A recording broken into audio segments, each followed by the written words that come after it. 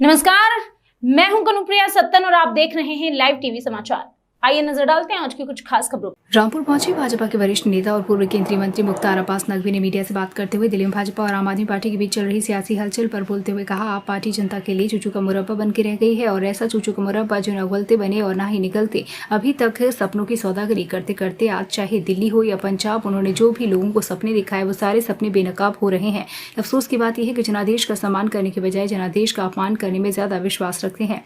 इनको जो गवर्नेंस, शासन, सुशासन करना चाहिए उसकी जगह हर दिन कभी धरना देंगे, कभी प्रदर्शन, ज्यादा से ज्यादा तब फंसेंगे तो इस्तीफा देकर रफू चक्कर हो जाते हैं। अपनी नाकामियों पर, अपने पाप का पर पैबंद लगाकर कोई भी पार्टी पराक्रम नहीं कर सकती। आप पार्टी अपने आप पर पैबंद लगाकर पराक्रम करने की कोशिश कर रही है।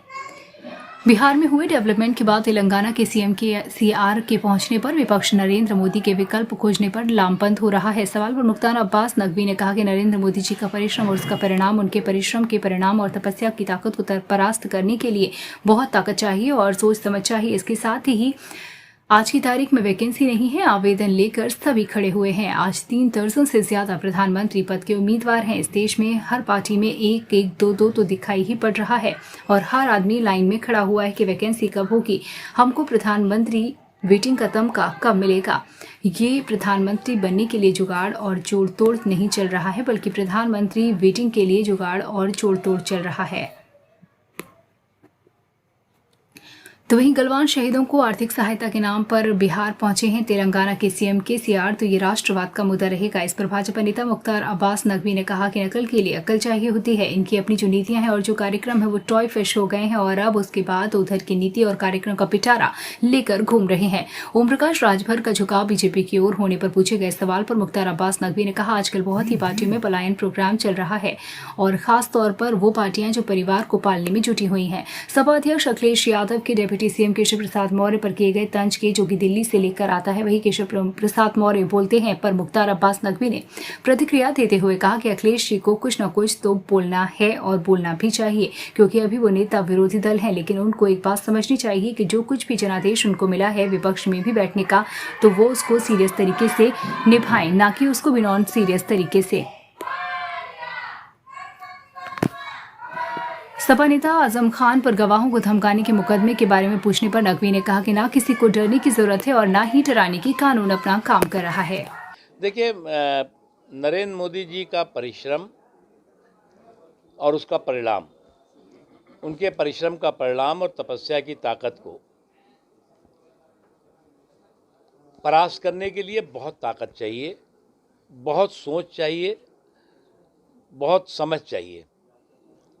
इसके साथ ही साथ आज की तारीख में वैकेंसी है नहीं, आवेदन लेके सब खड़े हुए हैं।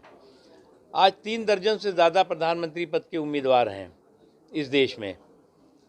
हर पार्टी में एक एक दो दो तो दिखाई पड़ रहा है और हर आदमी लाइन में खड़ा हुआ है कि वैकेंसी कब होगी और हमको जो है वो प्रधानमंत्री वेटिंग का तमगा कब मिलेगा। तो ये प्रधानमंत्री बनने के लिए जुगाड़ और जोड़ तोड़ नहीं चल रहा है, बल्कि प्रधानमंत्री वेटिंग के लिए जुगाड़ और जोड़ तोड़ चल रहा है। नकल के लिए भी अकल चाहिए। अब ये लोग जो है वो राष्ट्रवाद का मुद्दा कभी छीनने की कोशिश करेंगे, कभी जो है वो हिंदुत्व के बड़े भारी मसीहा बन जाते हैं। इनके अपनी जो खुद नीतियाँ और कार्यक्रम हैं वो तो टाई फिश हो गई है।